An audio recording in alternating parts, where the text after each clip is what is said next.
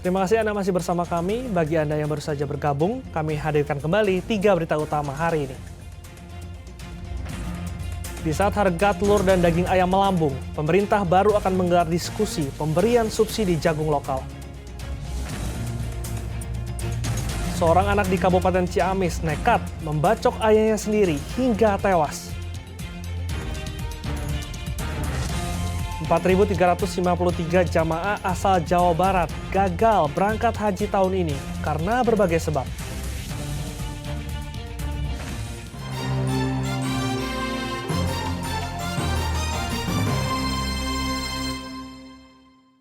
Aparat kepolisian di Kabupaten Bandung mengungkap kasus pornografi yang melibatkan pasangan suami istri. Sang suami tega menjual video porno istrinya kepada seorang remaja yang kemudian disebarluaskan di media sosial.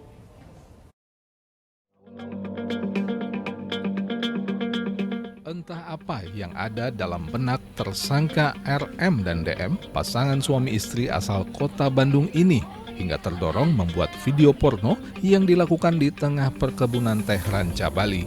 Sang istri yang mengenakan cadar diminta sang suami memperlihatkan alat kelaminnya di kebun teh, lalu direkam oleh sang suami.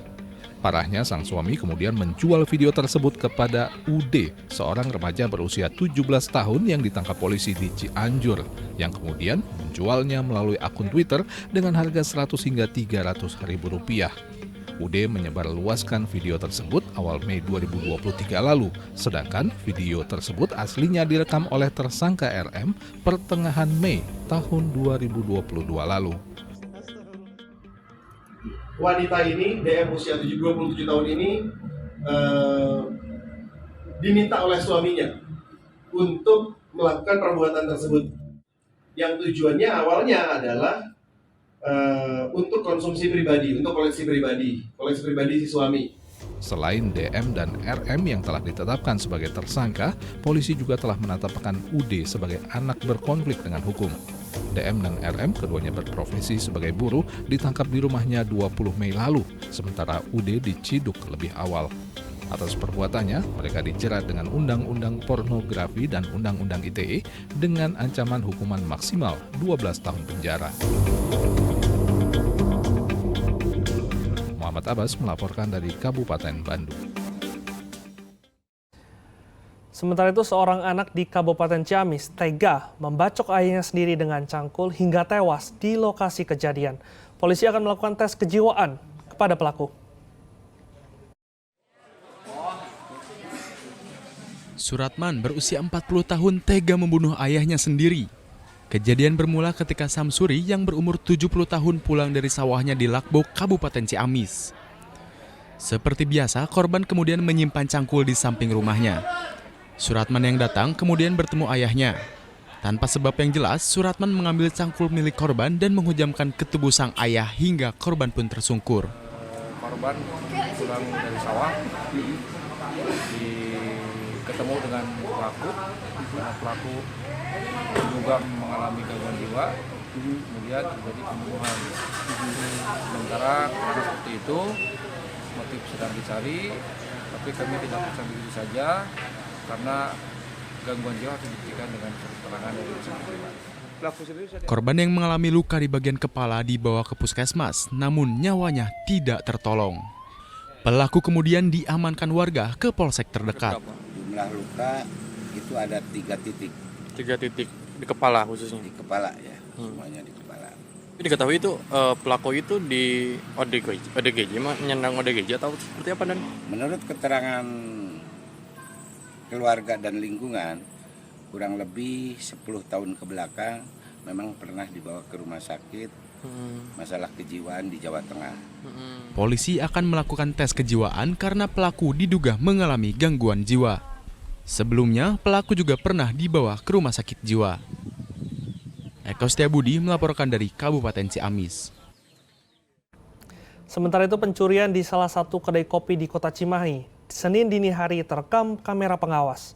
Pencuri yang beraksi seorang diri ini awalnya merusak pintu, kemudian menggasak uang tunai, alat komunikasi hingga bahan baku minuman.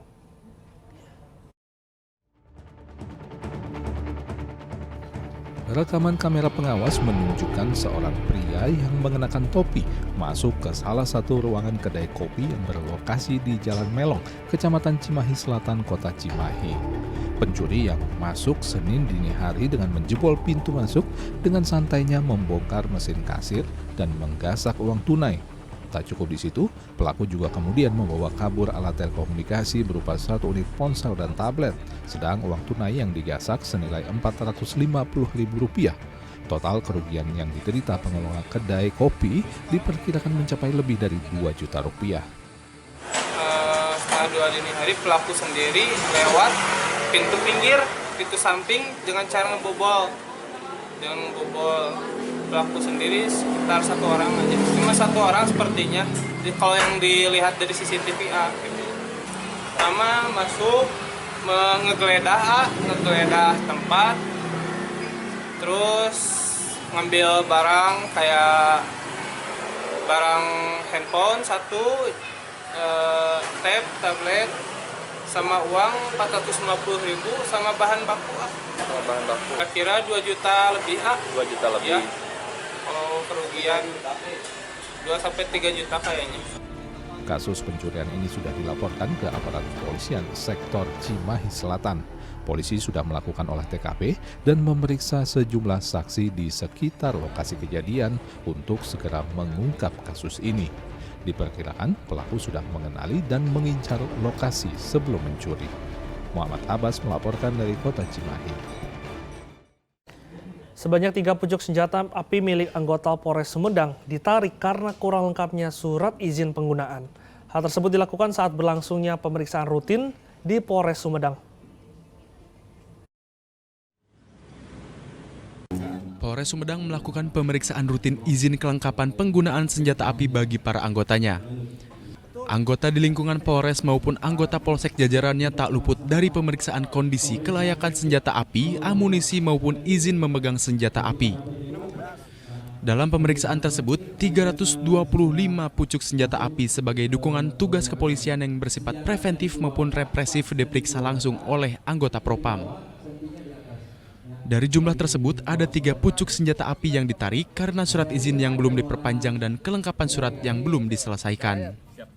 Karena ini kegiatan rutin bagi personil yang memegang senjata api harus menempuh mekanisme dan prosedur. Yang pertama harus lulus uji psikologi.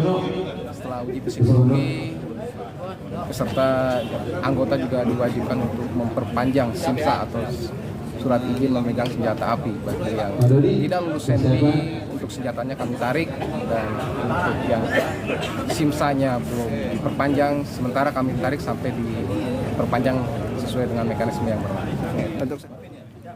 Pemeriksaan senjata yang menjadi agenda rutin ini dilakukan 2 tahap. Langkah ini dilakukan guna menghindari terjadinya hal yang tidak diinginkan seperti penyalahgunaan senjata api. Agun Gunawan melaporkan dari Kabupaten Sumedang.